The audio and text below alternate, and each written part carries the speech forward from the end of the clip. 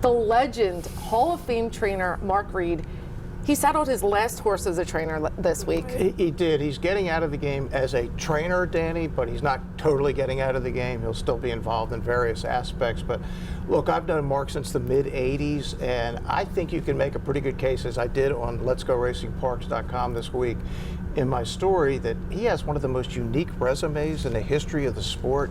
He was the all-time leading trainer here at Parx until Scott Lake passed him. He's won over 1,800 races, and that's with a 15-year gap in training when he went out and was selling, buying some of the best horses known, including Medaglia d'Oro for Ed Gann. He was a stable manager when St. Liam was the Horse of the Year in 2005 for Bill Warren.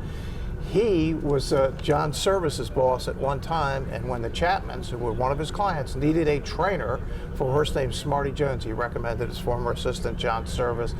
I could go on. It's in the story, and we're doing a feature on Mark. So, yeah, nobody like him, and a very good friend. And here's more with our very own Bruce Casella. Parx Racing Hall of Fame trainer Mark Reid credits his father for piquing his interest in the industry.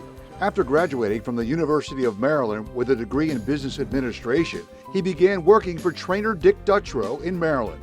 Reid purchased his first horse by borrowing $4,000 from the bank. From that $4,000, he grew his stable to 120 horses. His best was four-time graded stakes sprinter Mr. Nickerson. In 1991, Reid was ranked fourth in the nation in number of wins, and by then won 5 training titles at Philadelphia Park. He also mentored another Parx Hall of Famer, brother and trainer Butch Reid. Reid retired from the spotlight in 1993 to spend more time with his family. Years later, he emerged as a buyer, seller, and manager of horses, including the great Medaglia d'Oro, Midas-sized, and Kentucky Oaks winner Plum Pretty. He also managed 2005 champion Older Male and Horse of the Year St. Liam.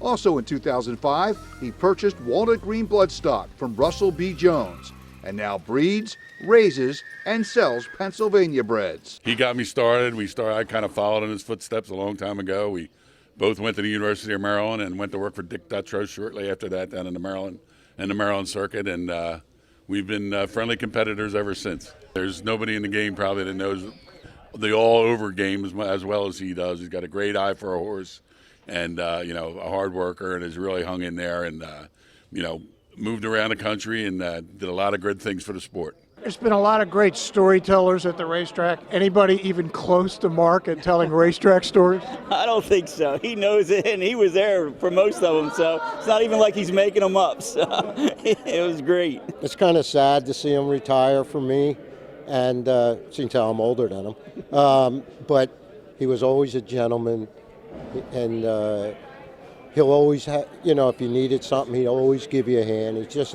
He's a great guy. Mark, what are you going to do with yourself now? I'm going to pit and putter around. I'm going to do some fishing, maybe a little blood stocking, but not a whole lot. I need some R&R. So this is a half a century in this game. Memories for you? Too many. Too many. As we talked before, Dick, some of the people I've got to deal with in this game are like, world class in any industry.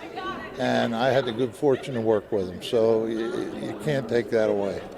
Now, you trained for years. A favorite horse, Mark, through all those years? Probably Mr. Nickerson. He was a real good sprinter.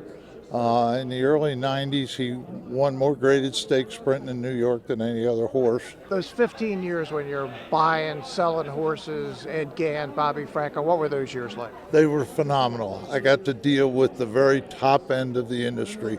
Ed Gann's a guy that is world class no matter what he did. And I had the good chance to work with Bobby Franco, probably the greatest trainer of my generation, of course.